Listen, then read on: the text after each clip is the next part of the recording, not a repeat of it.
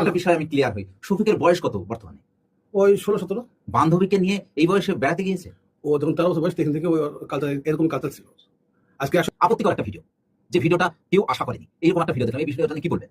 এই তো সামান্য ভিডিও, এর চেয়ে আরো মানে খারাপ ভিডিও পোস্ট হতে পারে, কারণ ও যেভাবে চলে, যেভাবে আচরণ, এইগুলি টাইপ করার জন্যই আমরা শফিককে বুঝিয়েছি অনেকদিন, ওইভাবে বুঝছি। এই বোঝানোর আমাদের হয়তো বেশি বোঝানো হয়েছে, হয়তো টাইপ করতে পারিনি বলে ওই আমার কাছে বেরিয়ে গেছে, এতটুকুই।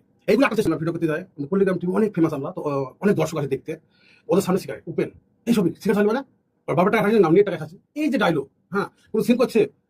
আমাদের পল্লিগ্রামের ডাটা বিভিন্ন জায়গায় সেল করে, নিজের আইডি পল্লিগ্রাম থেকে রিলস কেটে কেটে আইডি বানায়, সেইগুলোকে বিভিন্ন জায়গায় সেল করে।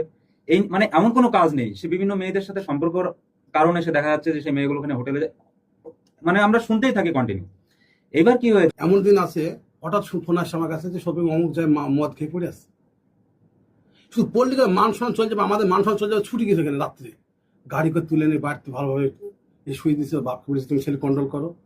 শফিক মানে জ্ঞান ফিরেছে, তারপরে সকালবেলায় 2 ঘন্টা বুঝে হয়তো অডিওই করে নিয়েছিল, সারাদিন ওকে বোঝাতে দিন কেটে গেছে। 130